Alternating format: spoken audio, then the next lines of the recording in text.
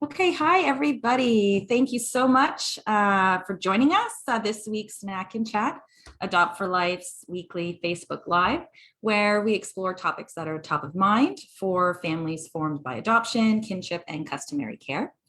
Today, my guest is Donna Thomson, caregiver, author, and advocate.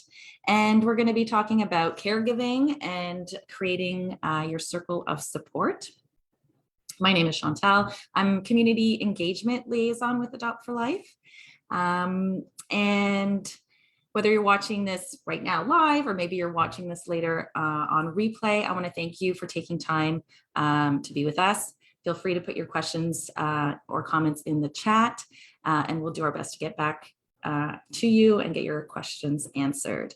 I will just take a brief moment to remind you that this is being live streamed on our public Facebook page. So anything that you're sharing in the comments is something that's going to be available to the public. So if you are asking a specific question, maybe about your child, you just don't want to include any identifiable information. So no names or specific health information when asking your question. So just keep that in mind, and we love to hear from you, and we hope that you find this discussion informative and engaging.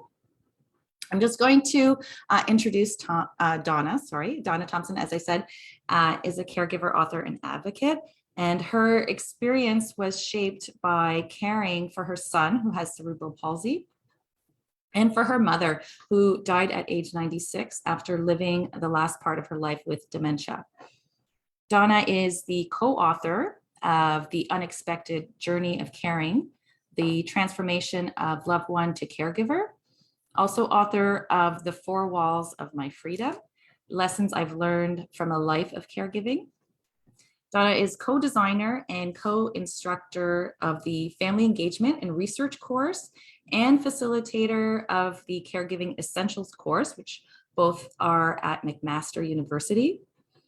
She is co-author of Time to be Counted, COVID-19 and Intellectual and Developmental Disabilities, an RCS policy briefing, and also sat on the expert group on home and community care and on the working group on complex care for adults with developmental disabilities for the Ontario Ministry of Health. So, a very busy lady. Well, that's only because our son has care now. So I started my career at about age 63 or something like that, after a life of looking after him. Well, that's great. And we'll be getting into probably discussing, pieces of all that as we go through our questions, because we do have quite a few questions that have been asked of us, or for me to ask you. But before we jump into those, maybe for our viewers, you could share a bit more about your journey, how you became a caregiver or part of it, whatever you're comfortable with. Yeah, sure. Well, I think my life is probably similar to a lot of people listening today or listening later, as you mentioned.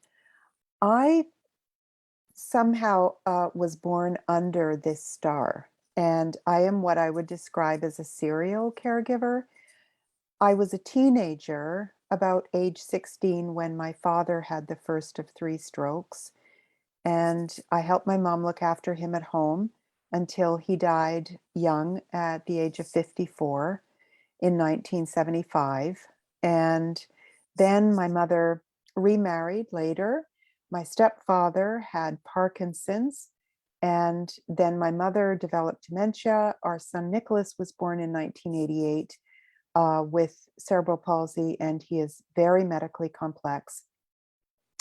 And we ran a home ICU style environment for him for 23 years, doing 24-hour awake care with very little help.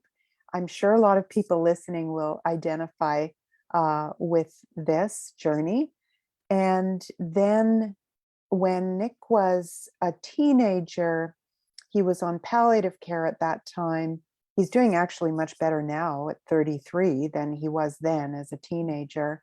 And we, after a 4-year appeal with Ontario, got personalized funding to give him a higher level of paid care at home. Subsequent to that, he moved into a medical group home where he lives now with 24-hour one-to-one nursing care. So we're a very close family, and we still see him all the time and talk to him on the phone every day, sometimes multiple times a day. Even though he is non-speaking, we understand his communication just fine. And we're in very close contact all the time with him. And we just love him to bits. So that's us, and that's me.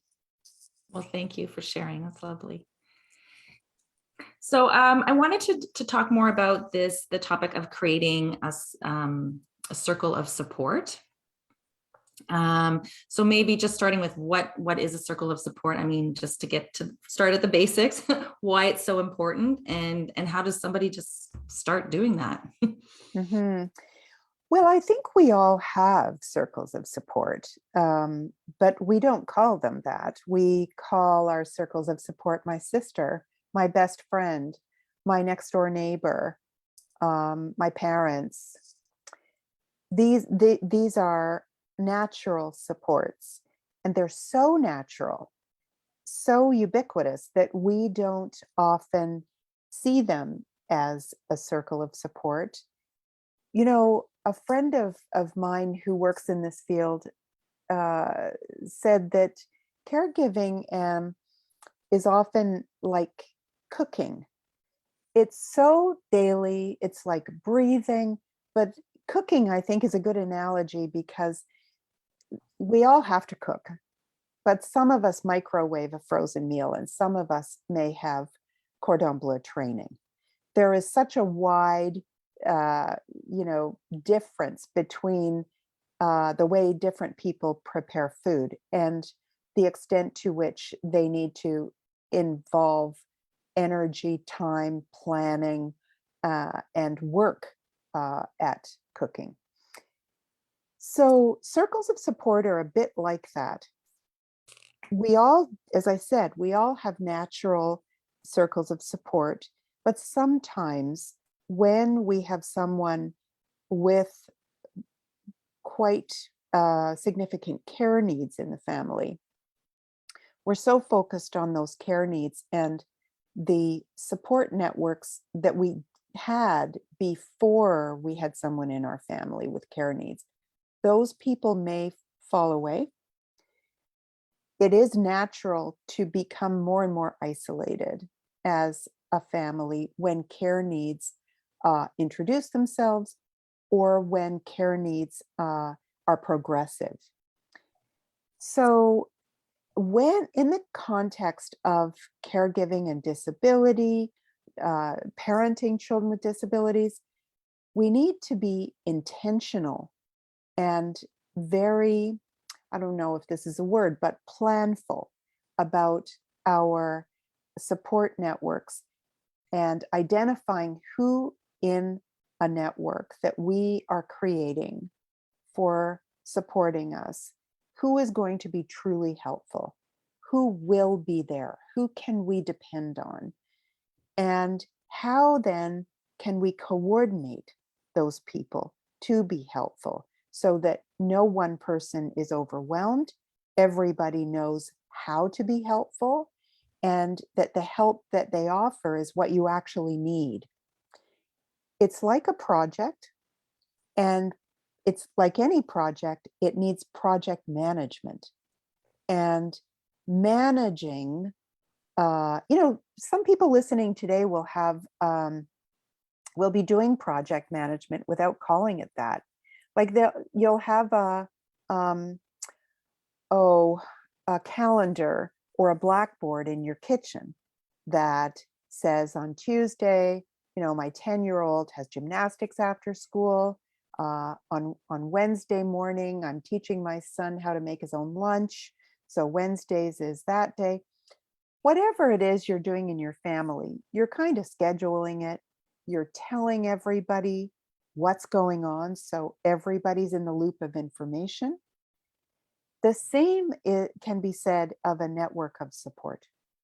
So this is based on the idea that caring for our children with disabilities is much more doable, survivable, efficient, and healthy uh, over the long term as a team, as opposed to trying to do it all by yourself.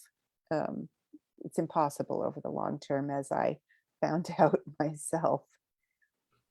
Yeah, I mean, I think there's so much of what you said there that I think for people watching are just going to be like, yes, like especially that part about, when you are building that network to be, like you say, to plan it and be intentional about who's going to be in that support network. Somebody actually just asked live, like, what about caregivers that don't have parents or siblings? And Right. that's, I think, speaks to that. Like you have to plan it out and be intentional about who you're going to bring into that circle. Yeah, that's actually a comment or a question that's very, very frequently asked. What if I have no one?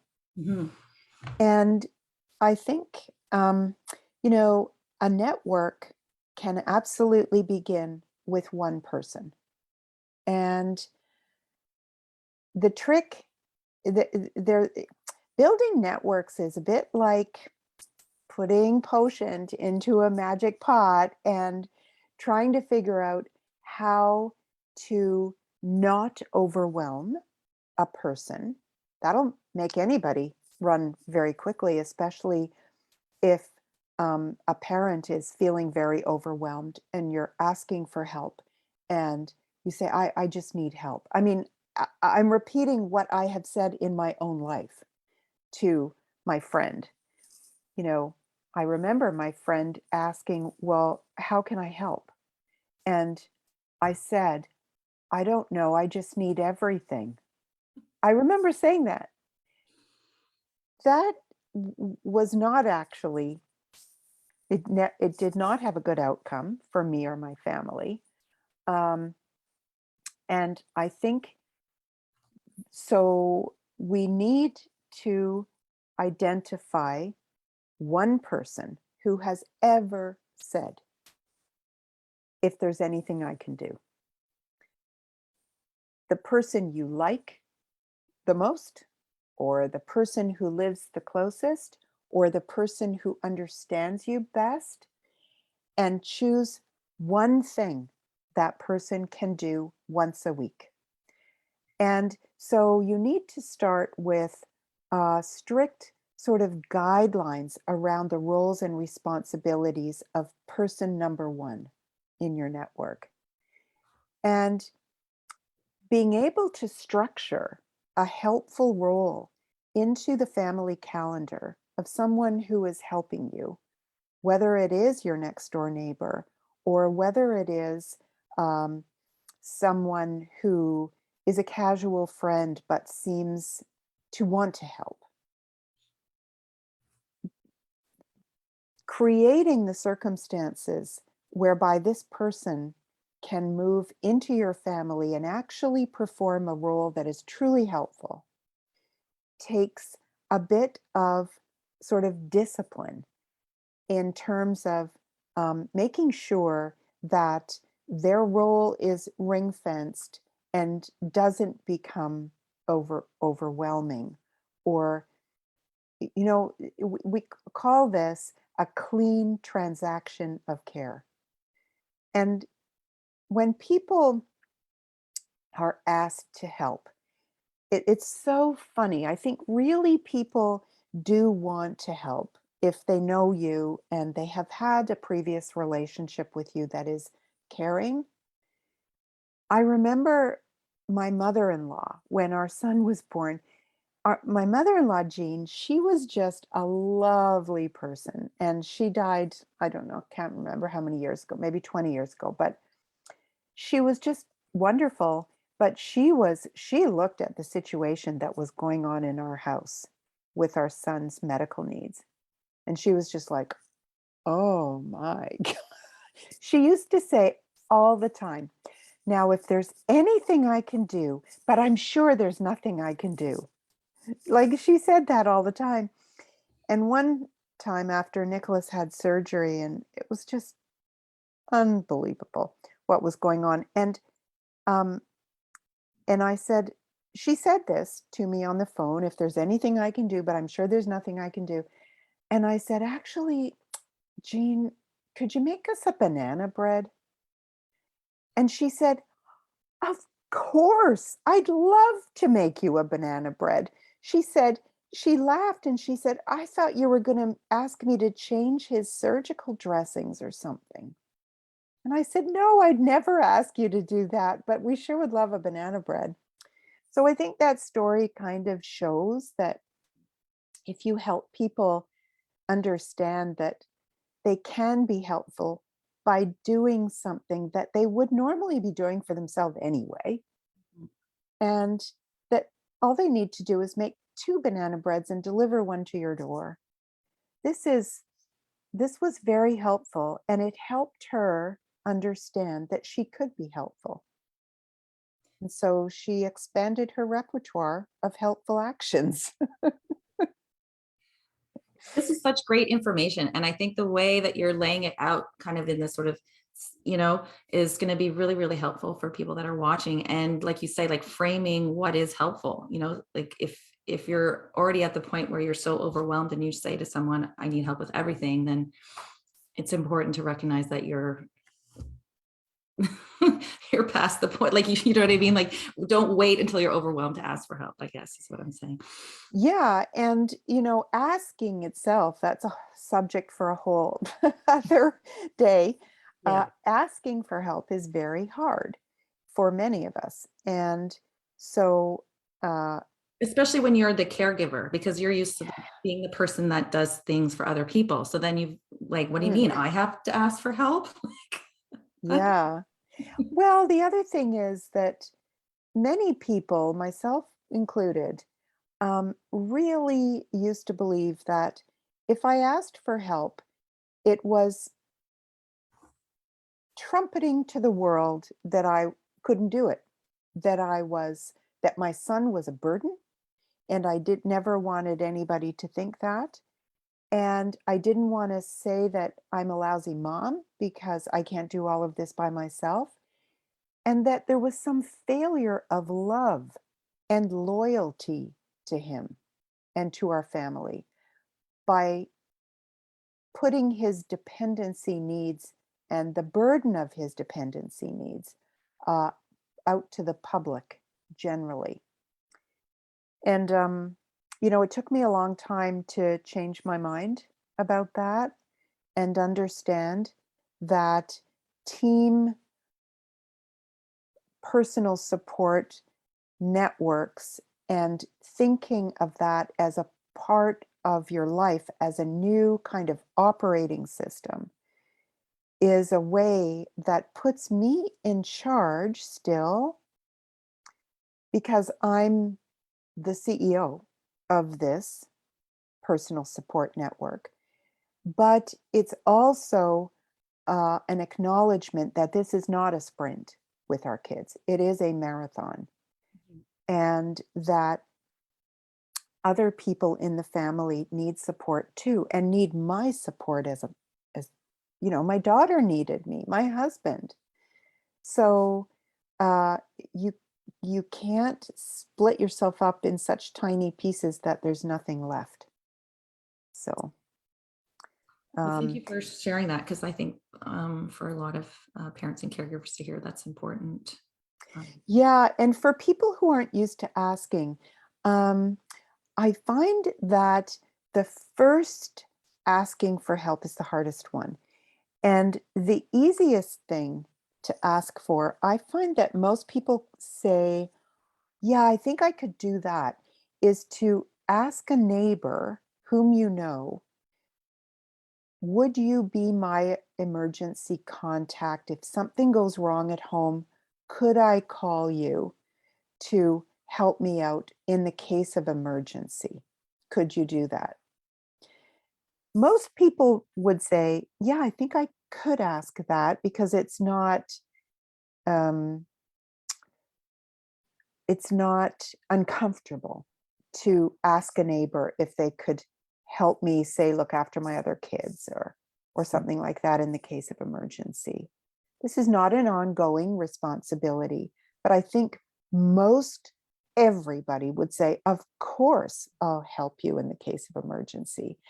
And then you can think, well, that wasn't that hard to ask that question. And then maybe the next person to say, could you deliver some food to us, a meal every Monday, and leave it on the doorstep? I don't have time for a chat, but if you could, I'll leave a cooler on the doorstep. This would be enormously helpful. And then that becomes a little bit easier the second time and the third time and the fourth time you're asking anybody to be there for you. Mhm. Wonderful, great advice. So I know you've already reported so much great wisdom from your experience. Is there any other suggestions for parents and caregivers from your personal experience that you've felt was helpful to learn? Well, I think that there are tools and resources that can help people identify people in the network and also organize the network. There's a homegrown Canadian online free tool to organize personal support networks that is made in Canada, and it has bank grade security. It's not Google searchable once you've got it created for yourself and your own family. So it's very private, and it's called Ties Networks, and it's TYZE.com. And our family used Ties Networks for many, many years. We still do. And it looks a little bit like Facebook when you're on it. It's a way to keep everyone informed of what's going on in your family. You can private message, you can ask for help in the form of a specific request, and you can post pictures, you can organize birthday parties, you can use this as a closed way to speak in a single room about your family, your needs, your child, and what's going on and what you need support with. The support needs that we all have ebb and flow. Sometimes we go through periods that are quite stable, and then other times, the crisis hits. So one of the things about Ties that I found, aside from the fact that it has a virtual filing cabinet, so all of our son's medical records are there, so that if we have to go to the hospital suddenly, all of his medical records and recent history and so forth is on my phone.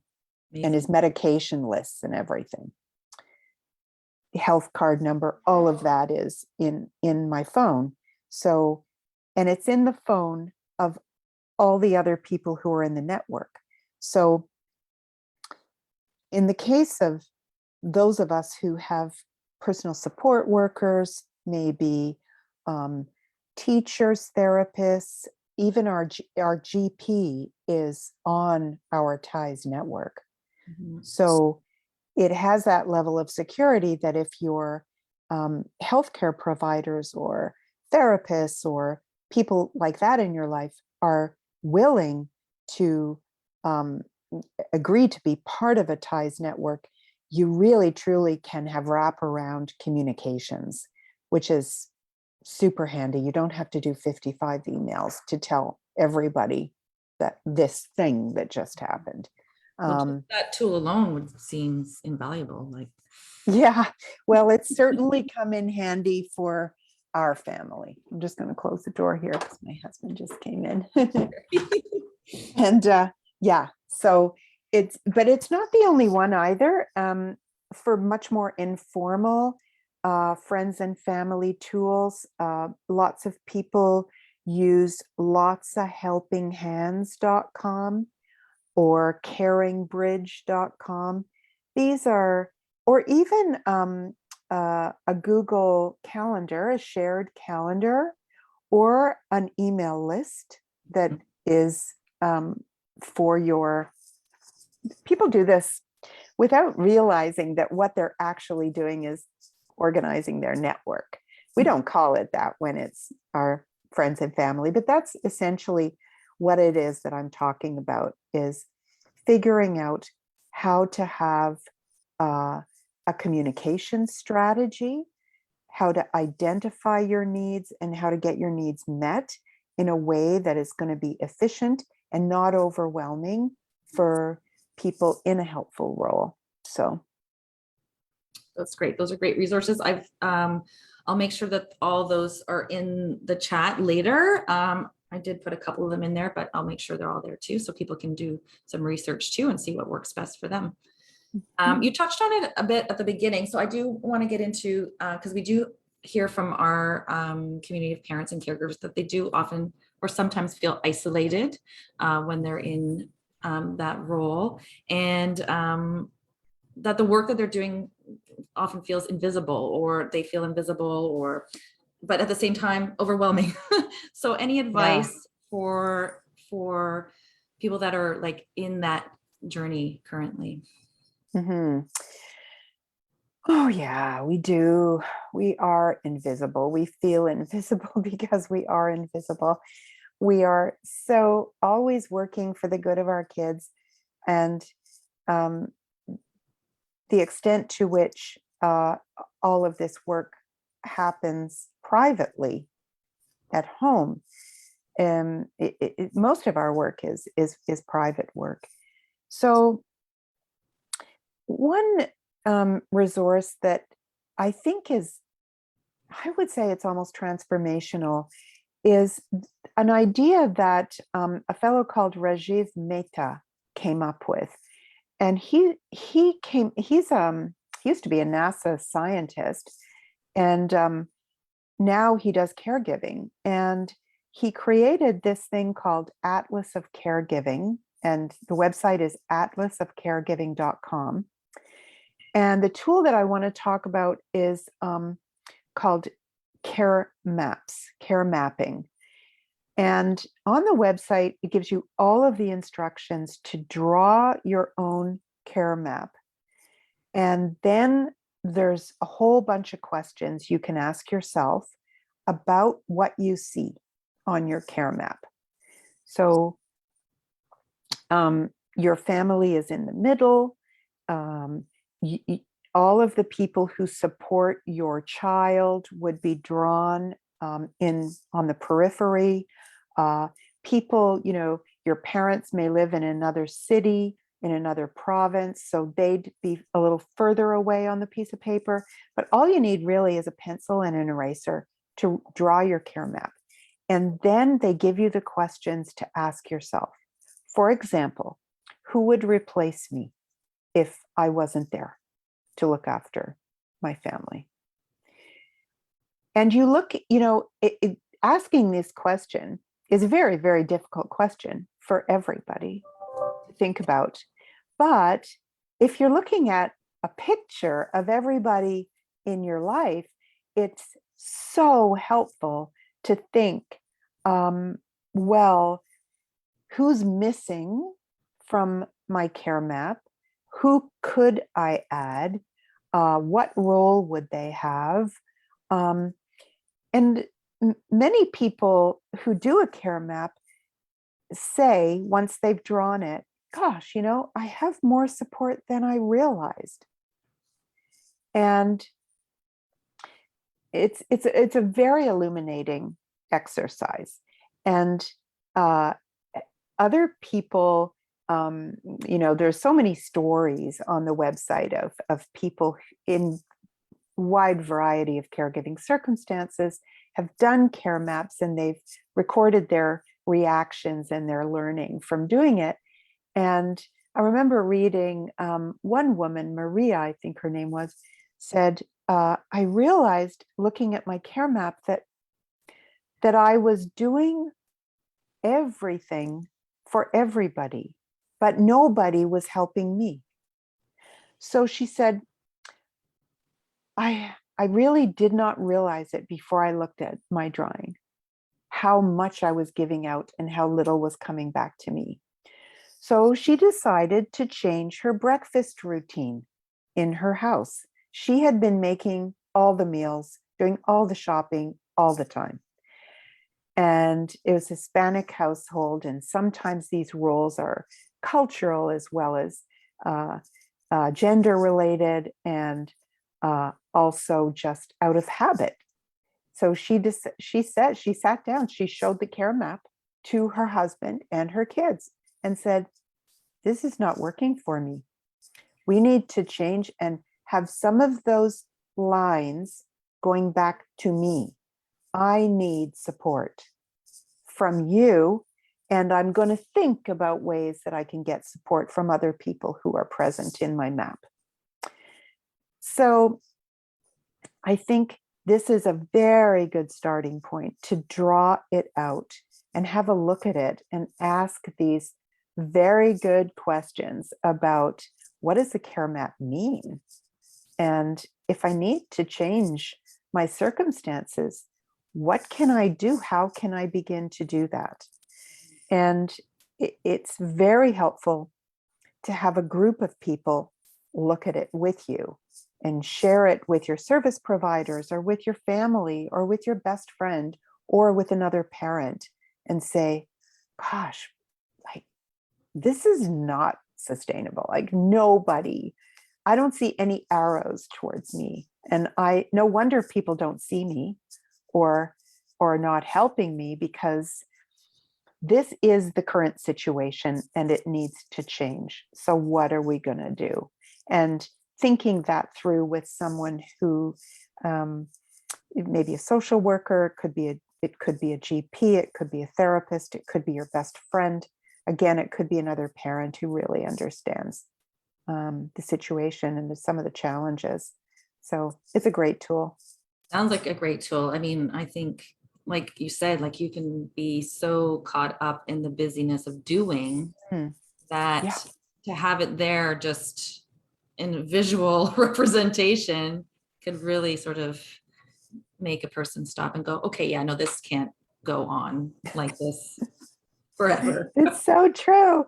It's so true. And we're so busy and so overwhelmed. And, it's so easy to say, what the heck is happening to my life? And it's like you have never had time to look up and see what is going on in my life. And you're sort of sliding into habits. Yeah. Because it's love and necessity that makes us do what we do as parents and as sons, daughters, if you happen to have parents who need care, or anybody in your life, a spouse maybe. And many of us who are parents of children with disabilities also have lots of other care responsibilities too, because we become the one in the family who's very good at it, right? So yeah.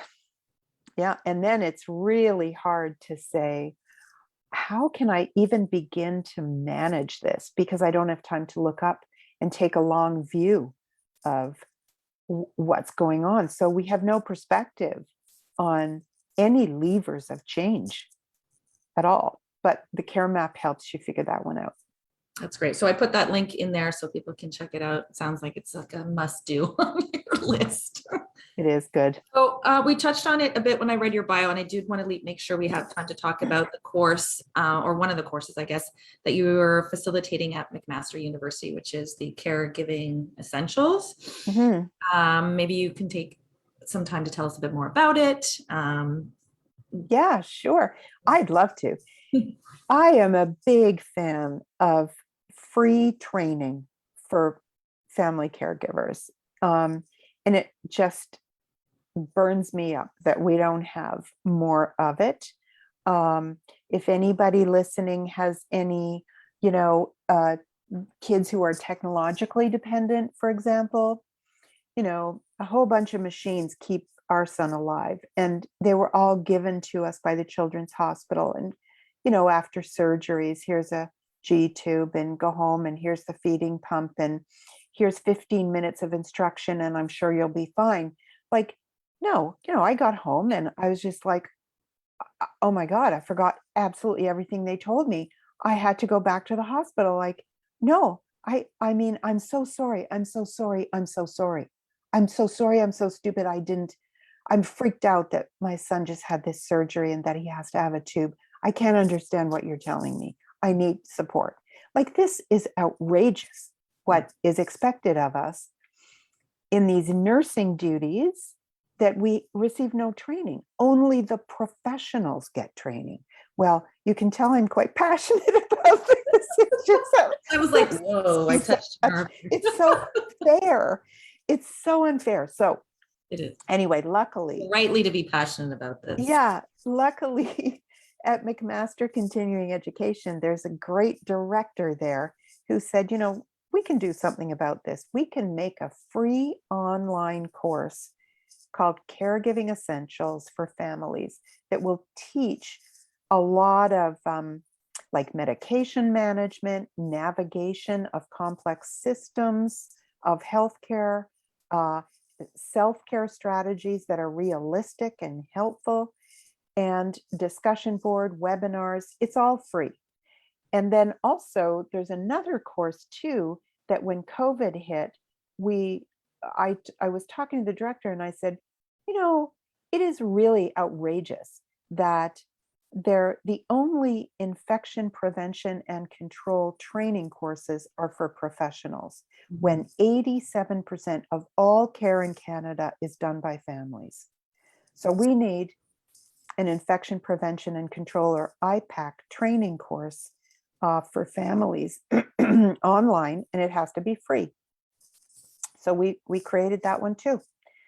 And the Caregiving Essentials course has just been translated into French, and that will be available very soon. I think within the next month, it's going to be out there for Francophones.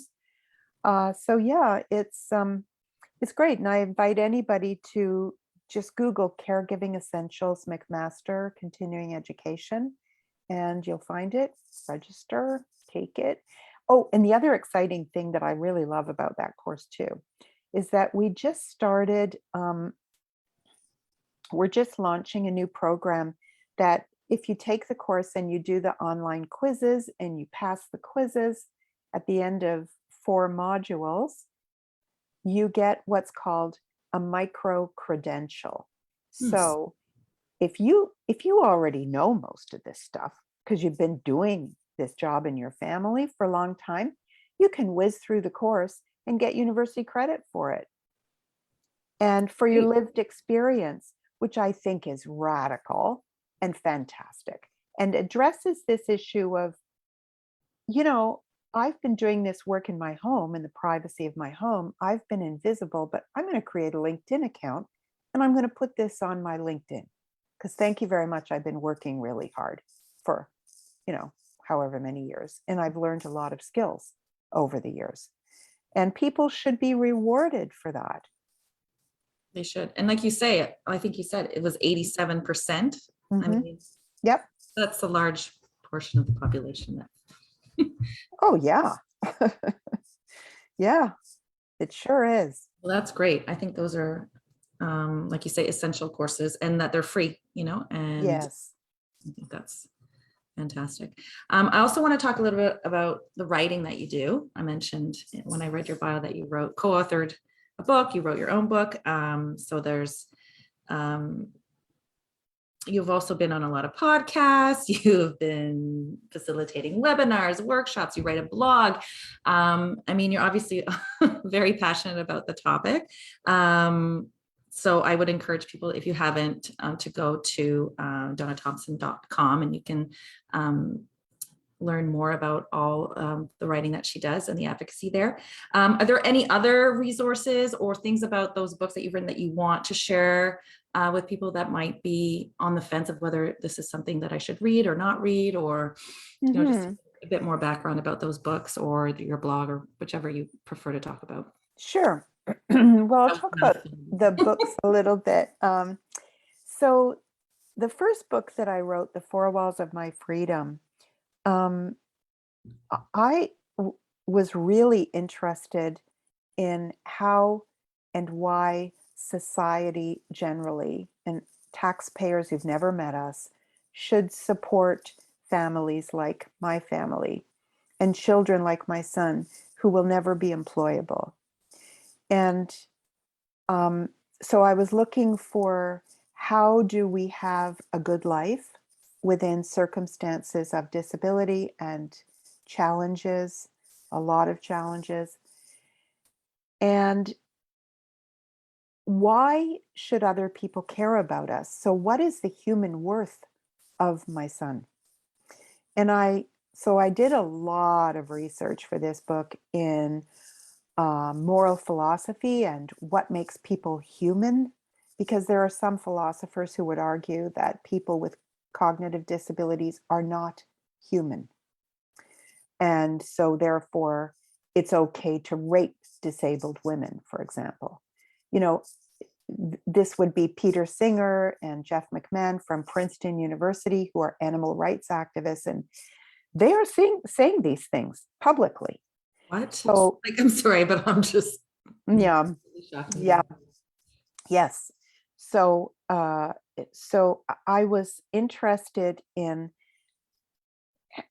the, it's partly a narrative of the things that happened in our family, but I chose those things very carefully to illustrate a point about the equal human worth of my son and my mother, for that matter, and also why we should support families like mine, and what is helpful, and how communities can be organized to support our families, and what is a good life anyway.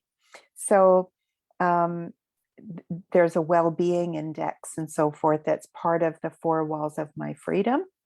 And then later, like 10 years later, um, I became very interested in the work of Dr. Zachary White, who is my co-author on The Unexpected Journey of Caring.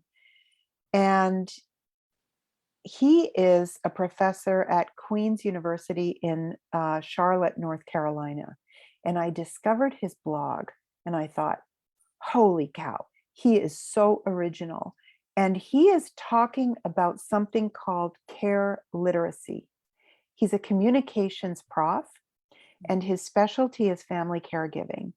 And his interest is in how he can help people find the words to describe very complex personal experiences that are ambivalent. So the burden and the joy of looking after our kids. The so his as I say, his work is in helping to develop a literacy. And I thought, if he writes the first half of the book about all of that, then maybe I could write the second half about how to use your words to advocate for care in your family, in your community, with your healthcare professionals, and how to leverage the power of language to express what is going on in your life to people who would never otherwise understand it. I think people can't imagine our lives. And frankly, often they'd rather not. But if we take control using our words, like we would tell our kids, use your words, um, we we can have a giant step forward in being able to not be invisible, to access the kind of help we need, and to find peace, personal peace, because we have expressed our experience, which is also um, a making peace with things that we wish weren't so. Um, so that's The Unexpected Journey of Caring. That's what that one's about. Well, thanks for that. And we might leave it on that note about making peace and coming to terms with these things. We had many questions that we didn't get to. And I think there were a lot of topics that we could have gone off and talked about for another hour. So I hope you'll come back to our snack and chat I'd later, love to. talk more about this, because I think this is obviously a topic that doesn't just go away. It's something that our community is always talking about. So we had a couple of people just say thank you, and they're so glad that they tuned in.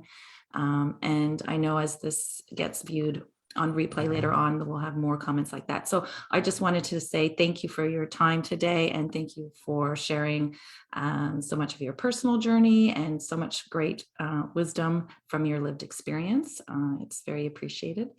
And for those of you that are curious about what we're going to do next week, my guest is going to be Rachel Richards. She's from the Cheers program, which is a community-based mentorship program. And it provides Black youth who are in or from the child welfare system support when they transition from government care to independence. We're going to learn more about that program and how we can help support them. In the meantime, take care of yourselves and have a good day. Thanks, everyone. Bye for now. Thank you so much.